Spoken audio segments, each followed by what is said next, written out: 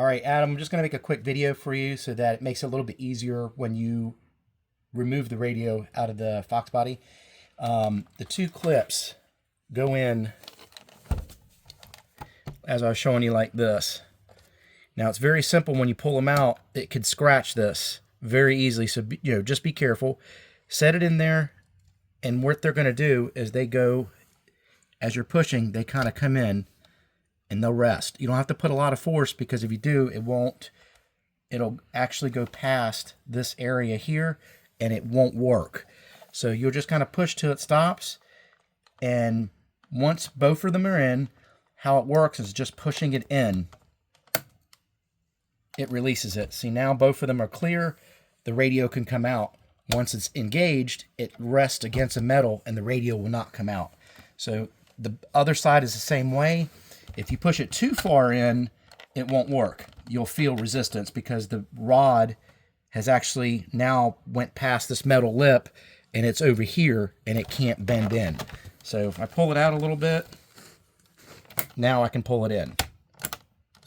And that's it. Once you do that on both sides, the radio will come out. Now there is a metal rod on the center console. That's what this plastic clip rests on.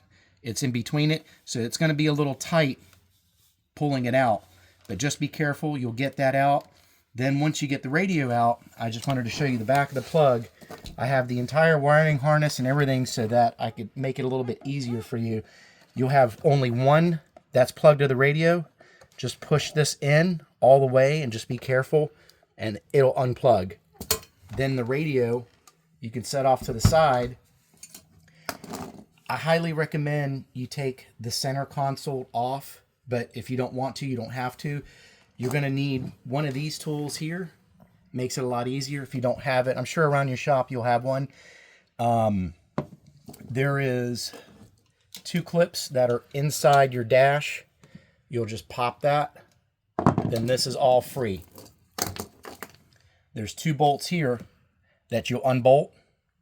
And then you don't have to worry about any of these clips uninstalling them. Because if you try to take them off and not take the amp with you, you will break these two clips. And I need the amp anyways, because this is all one complete unit. So if you remove the two bolts, and you didn't want to, your center console kind of rests like this against it. So once you remove these two bolts, you have to kind of push it up and then maybe kind of catty corner, because you only got that little opening to get this out. With the center console removed, it makes it a lot easier. But you will, if the car's a roller, that shift boot should just be in there as more or less for show. If the transmission's still intact, you'll have to pop the 4 tabs of the shift boot cover, then take the 2 bolts off from the shifter so that that's out of the way. That's going to make things easier with this guy, because with that in the way, you're going to hit this and it's going to get damaged. Again, that radio was really clean and really neat, and that's why I offered that much for it. So if you're cautious taking it out, you will not have any problem. You'll have everything out of the way. So I would first remove your shift boot cover, pop the 4 tabs out, that cover comes up, then you'll see 2 bolts. If it's not connected to the transmission, that whole thing will just come right out. Then you have easy access to this guy. You got the 2 bolts, as I mentioned earlier, and you'll see that the whole harness is connected, and it just comes out as one, and you don't have to touch anything. You don't have to disconnect it from here. But of course, I need the amp, so it just makes it easier for you to just pull everything out, and then you have it all set. Then you have the amp with the wiring harness that goes with this, and obviously the radio. So if you have any questions, just give me a call. I'll help you. But other than that, I'm sure you'll figure that out. I just thought this would be a lot beneficial for you to see it so you know what you're up against.